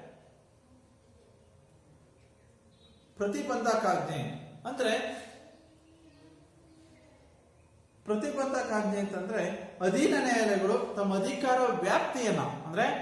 ನ್ಯಾಯಾಲಯಗಳು ತಮ್ಮ ಅಧಿಕಾರ ವ್ಯಾಪ್ತಿಯನ್ನ ಮೀರಿ ಅಥವಾ ನೈಸರ್ಗಿಕ ನಿಯಮಗಳಿಗೆ ವಿರುದ್ಧವಾಗಿ ತೀರ್ಪು ನೀಡಿದಾಗ ಆಗ ಉನ್ನತ ನ್ಯಾಯಾಲಯಗಳು ಅಂತ ತೀರ್ಪುಗಳನ್ನ ತಕ್ಷಣ ಸ್ಥಗಿತಗೊಳಿಸುವಂತೆ, ಏನು ಅಧೀನ ನ್ಯಾಯಾಲಯಗಳು ತೀರ್ಪನ್ನು ನೀಡಿರ್ತಾವೋ, ತಮ್ಮ ಅಧಿಕಾರ ವ್ಯಾಪ್ತಿಯನ್ನ ಮೀರಿ ತೀರ್ಪನ್ನು ನೀಡಿರ್ತಾವೋ, ನೈಸರ್ಗಿಕ ನಿಯಮಗಳ ವಿರುದ್ಧವಾಗಿ ತೀರ್ಪು ನೀಡಿರ್ತಾವೋ ಆ ತೀರ್ಪುಗಳನ್ನ ಸ್ಥಗಿತಗೊಳಿಸುವಂತೆ ಉಚ್ಚ ನ್ಯಾಯಾಲಯಗಳು ಹೊರಡಿಸುವ ಆದೇಶವೇ ಪ್ರತಿಬಂಧಕಾಜ್ಞೆ ಆಗಿರುತ್ತೆ. ಅಂದ್ರೆ ತಕ್ಷಣ ಅವನ ಆ ತೀರ್ಪನ್ನು ಸ್ಥಗಿತಗೊಳಿಸುವಂತೆ ಆಜ್ಞೆಯನ್ನ ಹೊರಡಿಸಲಾಗಿರುತ್ತೆ. ಈ ಆಜ್ಞೆಯನ್ನ ಉನ್ನತವಾದಂತಹ ನ್ಯಾಯಾಲಯಗಳು ಅಧೀನ ನ್ಯಾಯಾಲಯಗಳ ವಿರುದ್ಧ ಮಾತ್ರ, ಉನ್ನತ ನ್ಯಾಯಾಲಯಗಳು ಅಧೀನ ನ್ಯಾಯಾಲಯಗಳ ವಿರುದ್ಧ ಮಾತ್ರ ಈ ಆದೇಶವನ್ನು ಹೊರಡಿಸಬೇಕಾಗಿತ್ತು. ಪ್ರತಿಬಂಧಕಾಜ್ಞೆ ಅಂದ್ರೆ ಈ ಅಧೀನ ನ್ಯಾಯಾಲಯಗಳು ತಮ್ಮ ಅಧಿಕಾರ ವ್ಯಾಪ್ತಿಯನ್ನ ಮೀರಿ ತೀರ್ಪನ್ನು ನೀಡಿದಾಗ ಆ ತೀರ್ಪನ್ನು ಸ್ಥಗಿತಗೊಳಿಸುವಂತೆ ಉಚ್ಚ ನ್ಯಾಯಾಲಯಗಳು ಹೊರಡಿಸುವಂತಹ ಆದೇಶ ಪ್ರತಿಬಂಧಕಾಜ್ಞೆ ಆಗಿರುತ್ತೆ. ಇನ್ನು ನಾಲ್ಕನೇದು ಉತ್ಪ್ರೇಕ್ಷಣಾ ಲೇಖ ಅಥವಾ ಸರ್ಶಿಯೋರರಿ. ಕೆಳಗಿನ ನ್ಯಾಯಾಲಯವು ತನ್ನ ಅಧಿಕಾರ ವ್ಯಾಪ್ತಿ ಮೀರಿ ತೀರ್ಪು ನೀಡುವುದಾದರೆ ಅದನ್ನು ರದ್ದುಗೊಳಿಸಿ ಅದಕ್ಕೆ ಸಂಬಂಧಿಸಿದ ಮೊಕದ್ದಮೆಯನ್ನ ಸಂಬಂಧಪಟ್ಟ ಮೇಲಿನ ನ್ಯಾಯಾಲಯಕ್ಕೆ ವರ್ಗಾಯಿಸಬೇಕೆಂದು ಸರ್ವೋಚ್ಚ ನ್ಯಾಯಾಲಯವು ಈ ಕೆಳಗಿನ ನ್ಯಾಯಾಲಯಕ್ಕೆ ನೀಡುವ ಆದೇಶವನ್ನು ಸರ್ಶಿಯೋರರಿ. ಅಂದ್ರೆ ಅರ್ಥ ಏನಪ್ಪಾ ಅಂದ್ರೆ, ಸರ್ಶಿಯೋರರಿ ಅಂದ್ರೆ ಕೆಳಗಿನ ನ್ಯಾಯಾಲಯ ಒಂದು ಯಾವ್ದು ಕೆಳಗಿನ ನ್ಯಾಯಾಲಯ, ತಾಲೂಕು ಕೋರ್ಟ್ ಇರ್ಬೋದು, ಜಿಲ್ಲಾ ಕೋರ್ಟ್ ಇರ್ಬೋದು, ಕೆಳಗಿನ ನ್ಯಾಯಾಲಯ ಅವು ತಮ್ಮ ವ್ಯಾಪ್ತಿಯನ್ನ, ಅವರಿಗೆ ಒಂದಿಷ್ಟು ಅಧಿಕಾರ ವ್ಯಾಪ್ತಿ ಅಂತ ಇರುತ್ತೆ, ಆ ವ್ಯಾಪ್ತಿಯನ್ನು ಮೀರಿ ತೀರ್ಪು ನೀಡಿದ್ದಾದರೆ, ಮೊದಲು ತೀರ್ಪು ನೀಡಿಬಿಟ್ಟಿದ್ದಾರೆ ಅವರು, ತಮ್ಮ ಅಧಿಕಾರ ವ್ಯಾಪ್ತಿಯನ್ನು ಮೀರಿ ತೀರ್ಪು ನೀಡಿದ್ದಾರೆ. ಯಾರೋ ತಾಲೂಕು ಕೋರ್ಟ್ ಇರ್ಬೋದು ಅಥವಾ ಜಿಲ್ಲಾ ಕೋರ್ಟ್, ಅವರೊಂದು ಅಧಿಕಾರ ವ್ಯಾಪ್ತಿ ಇರುತ್ತೆ, ಆ ಅಧಿಕಾರ ವ್ಯಾಪ್ತಿಯನ್ನು ಮೀರಿ ತೀರ್ಪನ್ನ ನೀಡಿದ್ದಾದರೆ ಅದನ್ನು ರದ್ದುಗೊಳಿಸಿ, ಅಪ್ಪ ನಾನು ತೀರ್ಪು ನೀಡಿದ್ದೀನಲ್ಲ ಆ ತೀರ್ಪನ್ನು ರದ್ದುಗೊಳಿಸಿ, ಆ ಕೋರ್ಟ್ಗಳು ಜಿಲ್ಲಾ ಕೋರ್ಟ್ ಇರ್ಬೋದು ತಾಲೂಕು ಕೋರ್ಟ್ ರದ್ದುಪಡಿಸಿ ಸಂಬಂಧಿಸಿದ ಮೊಕದ್ದಮೆಯನ್ನ, ಅದಕ್ಕೆ ಸಂಬಂಧಿಸಿದಂತಹ ವಿಷಯಕ್ಕೆ ಸಂಬಂಧಪಟ್ಟಂತೆ ಆ ಮೊಕದ್ದಮೆಯನ್ನ ಸಂಬಂಧಪಟ್ಟ ಮೇಲಿನ ನ್ಯಾಯಾಲಯಕ್ಕೆ, ನನ್ನ ಅಧಿಕಾರ ವ್ಯಾಪ್ತಿ ಇರಲಿಲ್ಲ ಇದು, ಹಾಗಾಗಿ ಮೇಲಿನ ನ್ಯಾಯಾಲಯಕ್ಕೆ ವರ್ಗಾಯಿಸಬೇಕು ಎಂದು ಸರ್ವೋಚ್ಚ ನ್ಯಾಯಾಲಯವು ಕೆಳಗಿನ ನ್ಯಾಯಾಲಯಕ್ಕೆ, ತಾಲೂಕು ಜಿಲ್ಲಾ ಕೋರ್ಟ್ಗೆ ಹೊರಡಿಸುವ ಆದೇಶವೇ ಸರ್ಶಿಯೋಗ. ಗೊತ್ತಾಯ್ತಾ? ಕೆಳಗಿನ ನ್ಯಾಯಾಲಯಗಳು ತಮ್ಮ ಅಧಿಕಾರ ವ್ಯಾಪ್ತಿಯನ್ನ ಮೀರಿ ಒಂದು ತೀರ್ಪು ನೀಡಿದ್ದಾದರೆ ಆ ಮೊಕದ್ದಮೆಗೆ ಸಂಬಂಧಪಟ್ಟಂತಹ ಆ ಮೊಕದ್ದಮೆಯನ್ನ ಸಂಬಂಧಪಟ್ಟ ಮೇಲಿನ ನ್ಯಾಯಾಲಯಕ್ಕೆ ವರ್ಗಾಯಿಸಬೇಕೆಂದು ಸರ್ವೋಚ್ಚ ನ್ಯಾಯಾಲಯವು ಹೊರಡಿಸುವಂತಹ ಆದೇಶವೇ ಯಾರಿಗೆ? ಕೆಳಗಿನ ನ್ಯಾಯಾಲಯಕ್ಕೆ. ಆ ಆದೇಶವನ್ನೇ ಅಂತ ಕರೀತಾರೆ ಉತ್ಪ್ರೇಕ್ಷಣ ಲೇಖ ಅಥವಾ ಸರ್ಶಿಯೋರಿ. ನೆಕ್ಸ್ಟ್ 5ನೇದು ಅಧಿಕಾರ ಲೇಖ ಅಥವಾ ಕೋ ವಾರೆಂಟ್. ಏನು ಕೋ ವಾರೆಂಟ್ ಅಂತಂದ್ರೆ,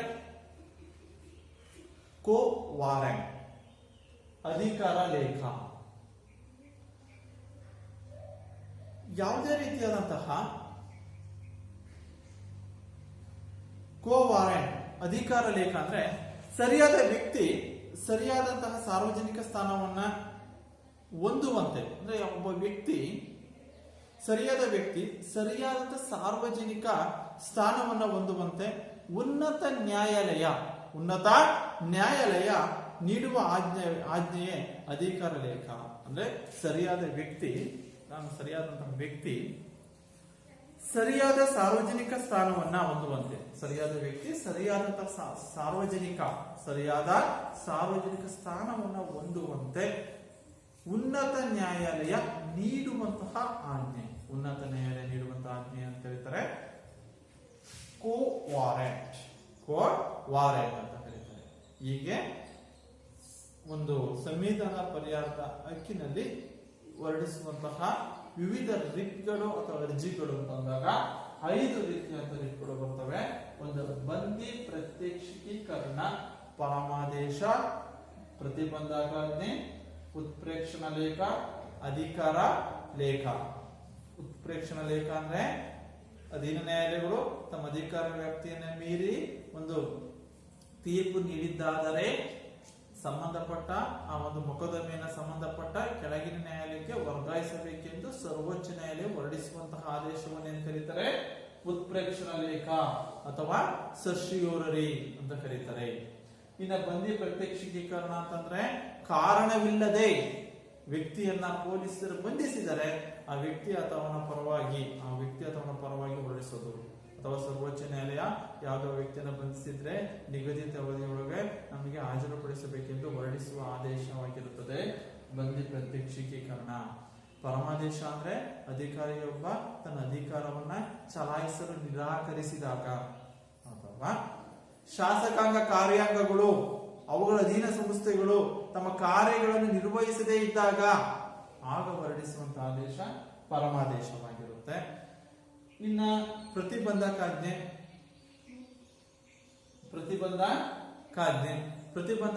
ಅಂತಂದ್ರೆ ಪ್ರತಿಬಂಧಕಾಜ್ಞೆ ಅಂದ್ರೆ ಯಾವುದೇ ಒಂದು ಅಧೀನ ನ್ಯಾಯಾಲಯಗಳು ತಮ್ಮ ಅಧಿಕಾರ ವ್ಯಾಪ್ತಿಯನ್ನ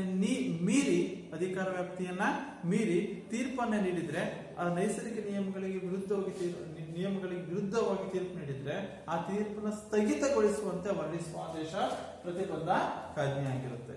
ಹೀಗೆ ಒಟ್ಟು 5 ರೀತಿಯಾದ ರಿಟ್ಗಳನ್ನ ಅರ್ಜಿಗಳನ್ನ ಇಲ್ಲಿ ಸಲ್ಲಿಸಬಹುದು. ಹೀಗೆ ಒಟ್ಟಾರೆಯಾಗಿ ಮೂಲಭೂತ ಹಕ್ಕುಗಳಲ್ಲಿ ಈ 6 ಮೂಲಭೂತ ಹಕ್ಕುಗಳು ಸಮಾನತೆಯ ಹಕ್ಕು, ಸ್ವಾತಂತ್ರ್ಯದ ಹಕ್ಕು, ಧಾರ್ಮಿಕ ಸ್ವಾತಂತ್ರ್ಯದ ಹಕ್ಕು, ಶೋಷಣೆ ವಿರುದ್ಧ ಹಕ್ಕು, ಸಾಂಸ್ಕೃತಿಕ ವಿದ್ಯಾಭ್ಯಾಸದ ಹಕ್ಕು ಮತ್ತು 6ನೇದು ಸಂವಿಧಾನದ ಪರಿಹಾರದ ಹಕ್ಕು. ಒಟ್ಟಾರೆಯಾಗಿ 6 ಮೂಲಭೂತ ಹಕ್ಕುಗಳು ಸಹ ಪ್ರತಿಯೊಬ್ಬ ಪ್ರಜೆಗೂ ಸಹ ನಮ್ಮ ಸಂವಿಧಾನ ನೀಡಿರುವಂತಹ ಹಕ್ಕುಗಳು ಈ 6 ಮೂಲಭೂತ ಹಕ್ಕುಗಳು. ನೆಕ್ಸ್ಟ್ ಈ ಮುಂದಿನ ನಾವು ತರಗತಿಯಲ್ಲಿ ಈಗ ಮುಂದೆ ಈ ಮೂಲಭೂತ ಹಕ್ಕುಗಳು ಅಂದ್ರೆ ಸಂವಿಧಾನದ ಗುಣಲಕ್ಷಣಗಳಲ್ಲಿ ಒಂದು ಮೂಲಭೂತ ಕರ್ತವ್ಯಗಳಾಯಿತು, ಎರಡನೇದು ಮೂಲಭೂತ ಹಕ್ಕುಗಳಾಯಿತು. ಈಗ ನೆಕ್ಸ್ಟ್ ಸಂವಿಧಾನದ ಪ್ರಮುಖ ಗುಣಲಕ್ಷಣಗಳಲ್ಲಿ ಒಂದಾದಂತಹ ರಾಜ್ಯ ನಿರ್ದೇಶಕ ತತ್ವಗಳು. ಈ ರಾಜ್ಯ ನಿರ್ದೇಶಕ ತತ್ವಗಳ ಬಗ್ಗೆ ತಿಳ್ಕೊಳ್ಳೋಣ. ರಾಜ್ಯ ನಿರ್ದೇಶಕ ತತ್ವಗಳು ನಮ್ಮ ಸಂವಿಧಾನದ ಪ್ರಮುಖ ಗುಣಲಕ್ಷಣಗಳಲ್ಲಿ ರಾಜ್ಯ ನಿರ್ದೇಶಕ ತತ್ವಗಳು ಸಹ ಒಂದು. ರಾಜ್ಯ ನಿರ್ದೇಶಕ ತತ್ವಗಳು ಸಂವಿಧಾನದ 4ನೇ ಭಾಗದಲ್ಲಿ ಈ ರಾಜ್ಯ ನಿರ್ದೇಶಕ ತತ್ವಗಳು ಸಂವಿಧಾನದ 4ನೇ ಭಾಗದಲ್ಲಿ ಈ ಸಂವಿಧಾನದ 36ರಿಂದ 51ನೇ ವಿಧಿ ರಾಜ್ಯ ನಿರ್ದೇಶಕ ತತ್ವಗಳ ಬಗ್ಗೆ ಮಾಹಿತಿ ನೀಡುತ್ತೆ. ಸಂವಿಧಾನದ 36ರಿಂದ 51ನೇ ವಿಧಿ ರಾಜ್ಯ ನಿರ್ದೇಶಕ ತತ್ವಗಳ ಬಗ್ಗೆ ಮಾಹಿತಿ ನೀಡುತ್ತೆ. ಈ ರಾಜ್ಯ ನಿರ್ದೇಶಕ ತತ್ವಗಳನ್ನ ನಾವು ಹೇಳ್ದಂಗೆ ಇವನ್ನ ಐರಿಷ್ ಸಂವಿಧಾನದಿಂದ ಪಡೆಯಲಾಗಿದೆ. ಅಂದ್ರೆ ಐರಿಷ್ ಸಂವಿಧಾನದಿಂದ ಪ್ರಭಾವಿತವಾಗಿ ಈ ರಾಜ್ಯ ನಿರ್ದೇಶಕ ತತ್ವಗಳನ್ನ ನಮ್ಮ ಸಂವಿಧಾನಕ್ಕೆ ಅಳವಡಿಸಲಾಗಿದೆ. ಇವನ್ನ ಮಾರ್ಗದರ್ಶಿ ಸೂತ್ರಗಳು ಅಂತ ಕರೀತಾರೆ. ಈ ರಾಜ್ಯ ನಿರ್ದೇಶಕ ತತ್ವಗಳು ಏನ್ ಕರೀತಾರೆ? ಮಾರ್ಗದರ್ಶಿ ಸೂತ್ರಗಳು. ಸುಖಿ ರಾಜ್ಯದ ಕಲ್ಪನೆಯಲ್ಲಿ ನಮ್ಮ ಸಂವಿಧಾನದಲ್ಲಿ ಇವನ್ನ ಅಳವಡಿಸಲಾಗಿದೆ. ಆರ್ಥಿಕ ಸಾಮಾಜಿಕವಾಗಿ ಈ ಪ್ರಜಾಪ್ರಭುತ್ವಕ್ಕೆ ಬುನಾದಿಯನ್ನ ಹಾಕುವ ಅಂದ್ರೆ ಈ ರಾಜ್ಯ ನಿರ್ದೇಶಕ ತತ್ವಗಳು. ಕಾನೂನನ್ನು ರೂಪಿಸಿ ಜಾರಿಗೆ ತರುವಾಗ ಸರ್ಕಾರಗಳು ಹೆಚ್ಚು ಗಮನವನ್ನ ಈ ರಾಜ್ಯ ನಿರ್ದೇಶಕ ತತ್ವಗಳಿಗೆ ಕೊಡಬೇಕು. ಯಾಕೆಂದ್ರೆ ರಾಜ್ಯ ನಿರ್ದೇಶಕ ತತ್ವಗಳು ಸುಖಿ ರಾಜ್ಯದ ಕಲ್ಪನೆಯನ್ನು ಹೊಂದಿದ್ದು ಆರ್ಥಿಕ ಸಾಮಾಜಿಕ ಪ್ರಜಾಪ್ರಭುತ್ವಕ್ಕೆ ಬುನಾದಿಯಾಗಿವೆ. ಈ ರಾಜ್ಯ ನಿರ್ದೇಶಕ ತತ್ವಗಳು ನಮ್ಮ ಸಂವಿಧಾನದಿಂದ ಐರಿಷ್ ಸಂವಿಧಾನದಿಂದ ಪ್ರಭಾವಿತರಾಗಿ ಈ ರಾಜ್ಯ ನಿರ್ದೇಶಕ ತತ್ವಗಳನ್ನ ಅಳವಡಿಸಿಕೊಳ್ಳಲಾಗಿದೆ. ಹಾಗಾದ್ರೆ ಈ ರಾಜ್ಯ ನಿರ್ದೇಶಕ ತತ್ವಗಳು ಯಾವ್ಯಾವು ಅಂದ್ರೆ ಎಲ್ಲಾ ಪ್ರಜೆಗಳಿಗೆ ಈ ರಾಜ್ಯ ನಿರ್ದೇಶಕ ತತ್ವಗಳು ನೋಡ್ರಿ ಎಷ್ಟು ತತ್ವಗಳದಾವೆ. ಮೊದಲನೇದು ಹೇಳಿದ್ರೆ ಎಲ್ಲಾ ಪ್ರಜೆಗಳಿಗೆ, ದೇಶದ ಪ್ರತಿಯೊಬ್ಬ ಪ್ರಜೆಗಳು ಸಹ ಎಲ್ಲಾ ಪ್ರಜೆಗಳಿಗೆ ತಮ್ಮ ಜೀವನೋಪಾಯಕ್ಕೆ ಬೇಕಾದ ಸೌಲಭ್ಯಗಳನ್ನ ಒದಗಿಸಬೇಕು. ಅಂದ್ರೆ ದೇಶದ ಎಲ್ಲಾ ಜನರಿಗೂ ಸಹ ಎಲ್ಲಾ ಪ್ರಜೆಗಳಿಗೆ ಜೀವನೋಪಾಯಕ್ಕೆ ಬೇಕಾದಂತಹ ಅವರ ಜೀವನಕ್ಕೆ ಬೇಕಾದಂತಹ ಮೂಲಭೂತ ಅವಶ್ಯಕತೆಗಳನ್ನ ಸೌಲಭ್ಯಗಳನ್ನ ಒದಗಿಸುವುದು ಮೊದಲನೇ ರಾಜ್ಯ ನಿರ್ದೇಶಕ ತತ್ವವಾಗಿದೆ. ಅವರಿಗೆ ಜೀವನೋಪಾಯಕ್ಕೆ ಬೇಕಾದಂತಹ ಕುಡಿಯೋ ನೀರಿರ್ಬೋದು, ಆರೋಗ್ಯ ಇರ್ಬೋದು, ವಸತಿ ಸೌಲಭ್ಯ ಇರ್ಬೋದು, ಇವೆಲ್ಲ ಜೀವನೋಪಾಯಕ್ಕೆ ಬೇಕಾದಂತಹ ಸೌಲಭ್ಯಗಳನ್ನ ಒದಗಿಸುವುದು ಇದು ಮೊದಲನೇ ರಾಜ್ಯ ನಿರ್ದೇಶಕ ತತ್ವವಾಗಿದೆ. ನೆಕ್ಸ್ಟ್ ಎರಡನೇದು ಸಮಾನ ಕೆಲಸಕ್ಕೆ ಸಮಾನ ವೇತನ. ಯಾವ್ದು ಸ್ತ್ರೀ ಇರ್ಬೋದು ಪುರುಷರಿಗೆ ಅವರ ಕೆಲಸಕ್ಕೆ ಸಮಾನ ಕೆಲಸಕ್ಕೆ ಯಾವುದೇ ತಾರತಮ್ಯ ಮಾಡುವಂತಿಲ್ಲ. ಯಾವುದೇ ರೀತಿಯಾದ ತಾರತಮ್ಯ ಮಾಡದಂಗೆ ಪ್ರತಿಯೊಬ್ಬರಿಗೂ ಸಹ ರಾಜ್ಯ ನಿರ್ದೇಶಕ ತತ್ವಗಳಲ್ಲಿ ಎರಡನೇದು ಸಮಾನ ಕೆಲಸಕ್ಕೆ ಸಮಾನ ವೇತನ. ಅಂದ್ರೆ ಸ್ತ್ರೀ ಪುರುಷರು ಎಲ್ಲರಿಗೂ ಸಹ ಸಮಾನವಾದಂತಹ ಕೆಲಸಕ್ಕೆ ಅವ್ರು ಏನ್ ಕೆಲಸ ಮಾಡ್ತಾರೋ ಆ ಕೆಲಸಕ್ಕೆ ಸಮಾನವಾದಂತಹ ವೇತನವನ್ನು ಕೊಡಬೇಕು ಅನ್ನೋದು ಇದು ಎರಡನೇ ಪ್ರಮುಖವಾದ ತತ್ವ ಆಗಿದೆ. ಇನ್ನು ಮೂರನೇದು ಅಸಮರ್ಥರಿಗೆ ಸಹಾಯಧನ ನೀಡುವುದು. ಅಂದ್ರೆ ನಿರ್ಗತಿಕರಿರ್ಬೋದು, ಬಡವರು ಇರ್ಬೋದು, ಮಹಿಳೆಯರಿಗೆ ಅವರಿಗೆ ಅಂತ ಅಸಮರ್ಥರಿಗೆ ಸಹಾಯಧನವನ್ನು ಕೊಟ್ಟಾಗ ಅವರಷ್ಟು ಏನಾಗ್ತಾರೆ, ಜೀವನ ಮಟ್ಟ ಅವರದ್ದು ಹೆಚ್ಚಾಗುತ್ತೆ. ಅವರ ಅಲ್ಲಿ ಸಹ ಉತ್ತಮವಾದ ಜೀವನವನ್ನ ನಿರ್ವಹಿಸ್ತಾರೆ. ಅದಕ್ಕಾಗಿ ಈ ರಾಜ್ಯ ನಿರ್ದೇಶಕ ತತ್ವಗಳಲ್ಲಿ ಆ ಅಸಮರ್ಥರಿಗೆ ಸಹಾಯಧನವನ್ನ ನೀಡುವುದು. ನೆಕ್ಸ್ಟ್ ನಾಲ್ಕನೇದು ಏಕರೂಪ ನಾಗರಿಕ ಕಾನೂನುಗಳನ್ನ, ಅಂದ್ರೆ ದೇಶಾದ್ಯಂತ ಒಂದೇ ರೀತಿಯಾದಂತಹ ಒಂದೇ ರೀತಿಯಾದಂತಹ ಕಾನೂನುಗಳನ್ನ ಜಾರಿಗೆ ತರಬೇಕು. ದೇಶಾದ್ಯಂತ ಏಕರೂಪವಾದಂತಹ ನಾಗರಿಕ ಕಾನೂನುಗಳನ್ನ ಜಾರಿಗೆ ತರಬಹುದು. ಇನ್ನು ಐದನೇದು ಐತಿಹಾಸಿಕ ಸ್ಮಾರಕಗಳು ಮತ್ತು ಸ್ಥಳಗಳನ್ನ ರಕ್ಷಿಸುವುದು. ಅಂದ್ರೆ ನಮ್ಮ ದೇಶ ಅನೇಕವಾದಂತಹ ಐತಿಹಾಸಿಕಗಳ ತಾಣಗಳಿದಾವೆ, ಐತಿಹಾಸಿಕ ಕೋಟೆಗಳು, ಸ್ಮಾರಕಗಳಿದಾವೆ. ಆ ಐತಿಹಾಸಿಕ ಸ್ಮಾರಕಗಳನ್ನ ನಾವು ರಕ್ಷಿಸಿ ಅವಳನ್ನ ಗುರುತಿಸಿ ಅವಳನ್ನ ರಕ್ಷಿಸಬೇಕು. ಅನೇಕ ಐತಿಹಾಸಿಕ ಸ್ಮಾರಕಗಳನ್ನ ರಕ್ಷಿಸುವುದು ನಮ್ಮ ಒಂದು ರಾಜ್ಯ ನಿರ್ದೇಶಕವಾದ ತತ್ವ. ಇನ್ನು ಗ್ರಾಮ ಪಂಚಾಯಿತಿಗಳನ್ನು ಸ್ಥಾಪಿಸಬೇಕು. ಅಂದ್ರೆ ಜನಸಂಖ್ಯೆ ಆಧಾರದ ಮೇಲೆ ಹಳ್ಳಿಗಳಲ್ಲಿ ಗ್ರಾಮ ಪಂಚಾಯತಿಗಳನ್ನ ಸ್ಥಾಪಿಸ್ತೀವಿ. ಯಾಕೆಂದ್ರೆ ಗ್ರಾಮ ಮಟ್ಟದ ಸಮಸ್ಯೆಗಳನ್ನ, ಜನರ ಸಮಸ್ಯೆಗಳನ್ನ ಸ್ಪಂದಿಸಿ ಅವನ್ನ ಪರಿಹರಿಸಬೇಕಾದ್ರೆ, ಅವನ್ನ ಬಗೆಹರಿಸಬೇಕಾದ್ರೆ, ಗ್ರಾಮೀಣ ಪ್ರದೇಶಗಳ ಅಭಿವೃದ್ಧಿ ಆಗ್ಬೇಕಂದ್ರೆ ಇವುಗಳು ಬಹಳ ಅವಶ್ಯಕವಾದ ಗ್ರಾಮ ಪಂಚಾಯತಿಗಳು. ಆದ್ರಿಂದ ಗ್ರಾಮ ಪಂಚಾಯತಿಗಳನ್ನ ಸ್ಥಾಪಿಸಬೇಕು. ಇನ್ನು ಗ್ರಾಮೀಣ ಮತ್ತು ಗುಡಿ ಕೈಗಾರಿಕೆಗಳನ್ನ ಪ್ರೋತ್ಸಾಹಿಸಬೇಕು. ಗ್ರಾಮೀಣ, ನಮ್ಮ ದೇಶ ಹಳ್ಳಿಗಳ ದೇಶ, ಹಳ್ಳಿ ಪ್ರಧಾನವಾದಂತಹ ದೇಶ. ಆ ಹಳ್ಳಿ ಪ್ರಧಾನವಾದ ದೇಶವಾಗಿರುವುದರಿಂದ ನಮ್ಮ ರಾಷ್ಟ್ರ ಅಭಿವೃದ್ಧಿ ಆಗ್ಬೇಕು ಅಂದ್ರೆ, ನಮ್ಮ ರಾಷ್ಟ್ರ ಸುಖಿ ರಾಷ್ಟ್ರ ಕಲ್ಪನೆಯನ್ನ ಹೊಂದಿರುವುದರಿಂದ ರಾಜ್ಯ ನಿರ್ದೇಶಕ ತತ್ವ ಈ ಗ್ರಾಮೀಣ ಪ್ರದೇಶಗಳನ್ನ, ಗ್ರಾಮೀಣ ಮತ್ತು ಗುಡಿ ಕೈಗಾರಿಕೆಗಳನ್ನ ಪ್ರೋತ್ಸಾಹಿಸಬೇಕು. ನಾವು ಬುಟ್ಟಿ ಎಳೆಯುವುದು, ಮಡಿಕೆ ತಯಾರಿಸುವುದು ಅಂತ ಗ್ರಾಮೀಣ ಭಾಗದ ಜನರ ಕಸುಬುಗಳಿಗೆ ಪ್ರೋತ್ಸಾಹಿಸಬೇಕು. ಆಗ ಅವರ ಜೀವನ ಮಟ್ಟವೂ ಸಹ ಅಭಿವೃದ್ಧಿ ಆಗುತ್ತೆ. ಅದರಿಂದ ನಾವು ಗ್ರಾಮೀಣ ಮತ್ತು ಗುಡಿ ಕೈಗಾರಿಕೆಗಳನ್ನು ಹೆಚ್ಚು ಹೆಚ್ಚು ಪ್ರೋತ್ಸಾಹಿಸಬೇಕು. ಇನ್ನ ಕೃಷಿ ಮತ್ತು ಪಶುಸಂಗೋಪನೆಯನ್ನು ಅಭಿವೃದ್ಧಿಪಡಿಸುವುದು. ನಮ್ಮ ರಾಷ್ಟ್ರ ಕೃಷಿ ಪ್ರಧಾನವಾದಂತಹ ರಾಷ್ಟ್ರ. ನಮ್ಮ ದೇಶದಲ್ಲಿ ಅನೇಕ ಸಂಖ್ಯೆಯ ಜನರು ಕೃಷಿಯನ್ನು ಅವಲಂಬಿಸ್ತಾರೆ. ಅದರಿಂದ ನಾವು ಕೃಷಿಯನ್ನ ಮತ್ತು ಪಶುಸಂಗೋಪನೆಗಳನ್ನ ಹೆಚ್ಚು ಹೆಚ್ಚು ಅಭಿವೃದ್ಧಿಪಡಿಸುವ ಮೂಲಕ ಅವರ ಒಂದು ಆದಾಯ ತಲಾದಾಯ ಹೆಚ್ಚಾಗುತ್ತೆ. ತಲಾದಾಯ ಹೆಚ್ಚಾಗುತ್ತೆ, ಅವರ ಜೀವನ ಮಟ್ಟವೂ ಸಹ ಹೆಚ್ಚಾಗುತ್ತೆ. ಅದರಿಂದ ನಮ್ಮ ಒಂದು ರಾಷ್ಟ್ರ ಅಭಿವೃದ್ಧಿಯ ಪಥದಲ್ಲಿ ಸಾಗಿಸೋಕೆ ನೆರವಾಗುತ್ತೆ. ಹೀಗೆ ಒಂದು ರಾಷ್ಟ್ರದ ಭದ್ರತೆಯ ವಿಚಾರದಲ್ಲೂ ಸಹ ನಾವು ಭದ್ರತೆಯನ್ನು ಕಾಪಾಡಬೇಕು. ರಾಷ್ಟ್ರದ ಭದ್ರತೆಯನ್ನು ಸಹ ಕಾಪಾಡಬೇಕು. ಮತ್ತು 6 ರಿಂದ 14 ವರ್ಷದ ವಯಸ್ಸಿನ ಎಲ್ಲ ಮಕ್ಕಳಿಗೂ ಸಹ ಶಿಕ್ಷಣವನ್ನ ಸಹ ನಾವು ಒದಗಿಸಿಕೊಡ್ಬೇಕು. ಹೀಗೆ ರಾಜ್ಯ ನಿರ್ದೇಶಕ ತತ್ವಗಳು ನಮ್ಮ ರಾಷ್ಟ್ರದ ಸರ್ವಾಂಗೀಣ ಅಭಿವೃದ್ಧಿಗೆ ದಿಕ್ಸೂಚಿಗಳು. ಪ್ರತಿಯೊಂದು ಕೇಂದ್ರ ಮತ್ತು ರಾಜ್ಯ ಸರ್ಕಾರಗಳು ತನ್ನ ಕಾನೂನುಗಳನ್ನು ರೂಪಿಸಿ ಜಾರಿಗೆ ತರಬೇಕಾದ್ರೆ ರಾಜ್ಯ ನಿರ್ದೇಶಕ ತತ್ವ ಕಡೆ ಗಮನವನ್ನು ಅವರು ಕೊಡಬೇಕಾಗುತ್ತೆ. ಏಕೆಂದ್ರೆ ರಾಜ್ಯ ನಿರ್ದೇಶಕ ತತ್ವಗಳು ಸಾಮಾಜಿಕ ಮತ್ತು ಆರ್ಥಿಕ ಪ್ರಜಾಪ್ರಭುತ್ವಕ್ಕೆ ಬುನಾದಿಯಾಗಿವೆ.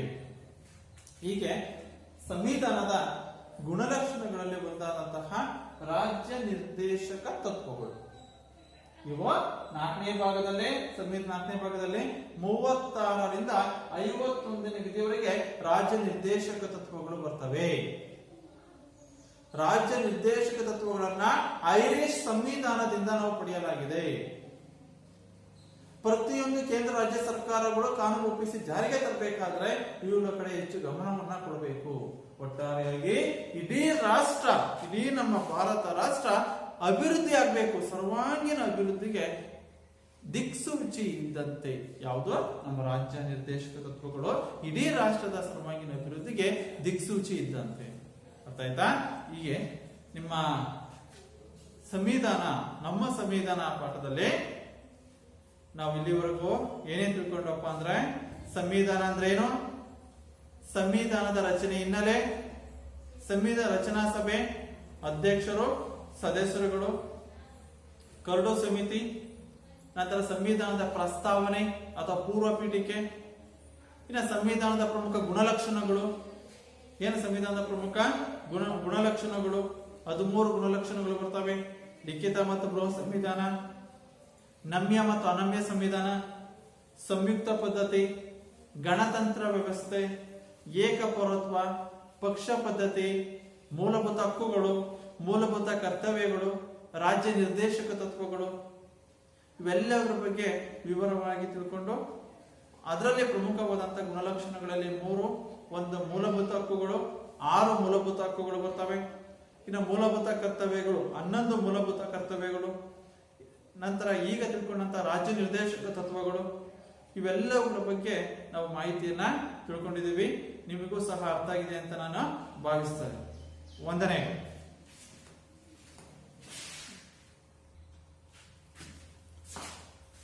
ವಿದ್ಯಾರ್ಥಿಗಳೀಗ ಈ ನಮ್ಮ ಸಂವಿಧಾನ ಪಾಠ ಅರ್ಥ ಆಗಿದೆ ಅಂತ ನಾ ಭಾವಿಸ್ಕೊಂಡು, ಅದಕ್ಕೆ ಈ ಪಾಠದಲ್ಲಿ ಈಗ ಏನೇನು ಅರ್ಥ ಆಗಿದೆಯೋ ಆ ಸಂವಿಧಾನದ ರಚನೆ ಇರ್ಬೋದು, ರಚನಾ ಸಭೆ, ಮೂಲಭೂತ ಹಕ್ಕುಗಳು, ಮೂಲಭೂತ ಕರ್ತವ್ಯಗಳು, ರಾಜ್ಯ ನಿರ್ದೇಶಕ ತತ್ವಗಳು, ಸಂವಿಧಾನದ ಗುಣಲಕ್ಷಣಗಳು, ಇವೆಲ್ಲವನ್ನು ಸೇರಿ ಒಂದು ಹೋಮ್ವರ್ಕ್, ಗೃಹ ಕಾರ್ಯ, ಏನು ನಮ್ಮ ಸಂವಿಧಾನದ ಪ್ರಮುಖ ಲಕ್ಷಣಗಳನ್ನು ವಿವರಿಸಿ. ನಮ್ಮ ಸಂವಿಧಾನದ ಪ್ರಮುಖ ಲಕ್ಷಣಗಳು ಹೇಳಿದ್ರ 13 ಲಕ್ಷಣಗಳು ಬರ್ತವೆ. ಸರಿ, 13 ಲಕ್ಷಣಗಳು ಬರ್ತವೆ. 13 ಲಕ್ಷಣಗಳನ್ನ ಪಾಯಿಂಟ್ಸ್ ವೈಸ್ 1 by 2, 1, 2, 3 4 5 ಆ ರೀತಿ 13 1 by 1 ಬರ್ಕೊಂಡ್ ಬರ್ಬೇಕು. ಯಾವುದಾದ್ರೂ ಒಂದು ಮೂರನ್ನ ವಿವರಣೆಯೊಂದಿಗೆ ಬರೀರಿ, ವಿವರಣೆ ಕೊಟ್ಟು ಬರೀರಿ ಯಾವ್ದಾದ್ರು ಮೂರು. ಇದು ಮೊದಲನೇ ಪ್ರಶ್ನೆ. ಎರಡನೇದು, ಸಂವಿಧಾನದಲ್ಲಿ ಅಳವಡಿಸಿರುವ ಮೂಲಭೂತ ಹಕ್ಕುಗಳನ್ನ ತಿಳಿಸಿ. ನಮ್ಮ ಸಂವಿಧಾನ ನಮ್ಗೆ ಎಷ್ಟು ಮೂಲಭೂತ ಹಕ್ಕುಗಳು ಕೊಟ್ಟಿದ್ದೇವೆ?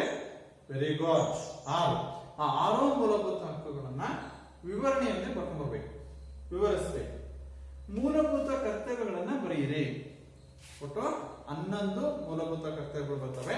11 ಮೂಲಭೂತ ಕರ್ತವ್ಯಗಳನ್ನ ಬರೀಬೇಕು.